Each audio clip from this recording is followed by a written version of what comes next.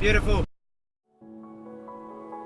And we came up with this script that just played with a man's guilt, the things he was thinking about, and how these thoughts would be portrayed in this horrific dream of his. And we just thought it was a really fun concept to play around with.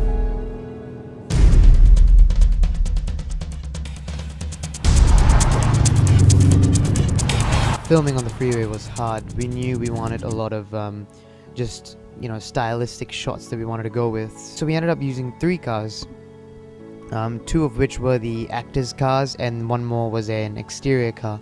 And what we ended up doing was mounted GoPros on them, so we knew we could get these really close to the road stylistic shots. Our cinematographer, Louis Corbett, was actually just in the exterior car, holding the camera cage, and was filming like that. Beautiful, beautiful, beautiful. Getting everyone together and then making sure we weren't running out of time, because we only had 1 day to shoot this. We thankfully were able to pull it off. Fun experience just doing that. We had a lot of room to play with. Everyone was just on point, and we rehearsed it quite a few times, and eventually things did work out for the best. And the crew, they were amazing. We really did plan everything out beforehand. At the start of the film, I knew that I wanted to see the characters' faces and the emotions, because it was really important, but we didn't have a DSLR mount to mount into the windshields so that we could see their expressions. So what we ended up doing was, doing the old-fashioned cheat. Basically overexpose the outsides of the car, but underexpose lighting-wise the inside, so the lens would only be able to capture their faces and not the outsides. And 3, 2, 1, action. So what we did was we took a jacket and we covered the source of light on the actor's face, but then we had everything else overexposed. Sorry, who is this? We had the crew stand around the car as well and shake the car so it could give us just a movement in the lens that was natural. Guys, come on. Luke, he's shaking a car. Stop. I know, it feels very strange, but much more comfortable. Quiet and set. Yo, shit, I know you slept with her. James, what are you talking about? I was with you like the whole night. Once the car chase just goes onto this lone road, as we called it, we knew that we needed quite a few establishing shots. On this day of filming, we only had the 2 cars, and we didn't have the 3rd exterior car. And we ended up getting these establishing shots like that using a quadcopter and having a GoPro mounted on it on a gimbal.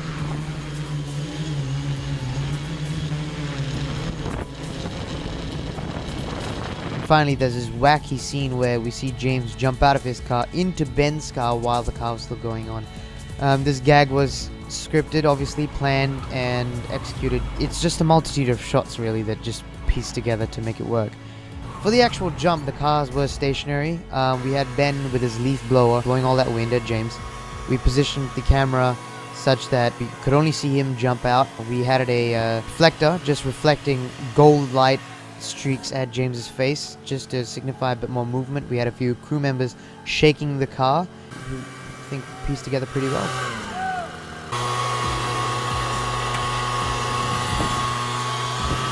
For the final fight, we knew that the car chase was going to lead to this rocky area that we had previously scouted. So what we did was, a few days before the filming, James, Ben, and I, we went out back to this location, just the 3 of us, and an iPad to previs. The previs doesn't actually change that much compared to our final cut. A lot of the things did end up being the same. Just a couple things changed, like the way in which they got out of the car. And then we had this establishing shot as well with the GoPro and the quadcopter, which was handy just to establish the location in a stylistic way.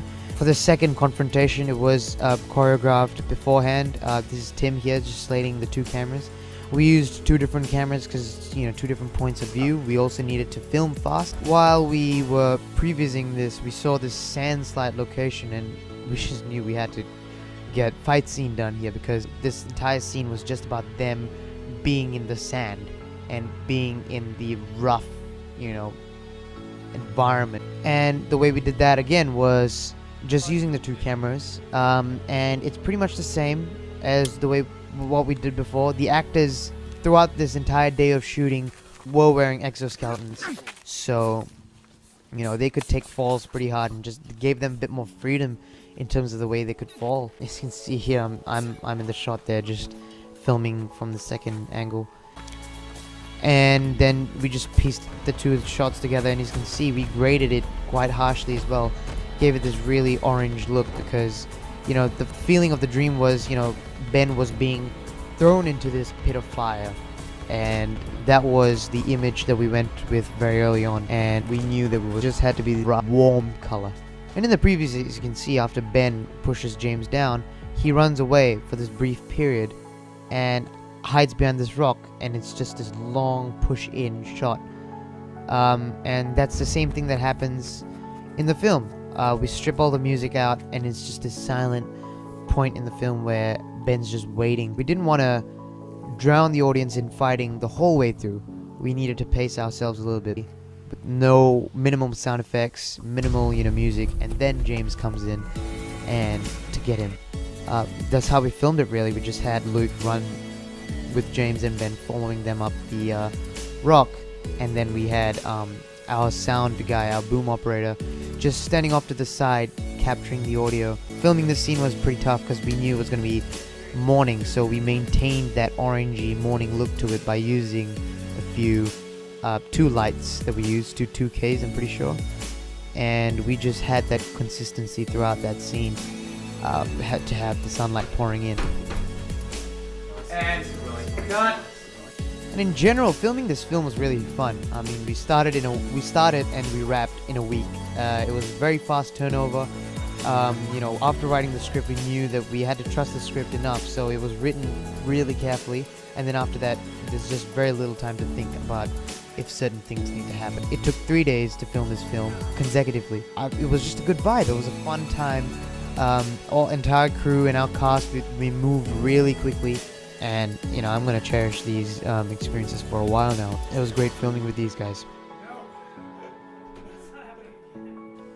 And then finally, these credits, I had my mate, Tim Metcalf, who I think comes in as the post-production supervisor in these credits.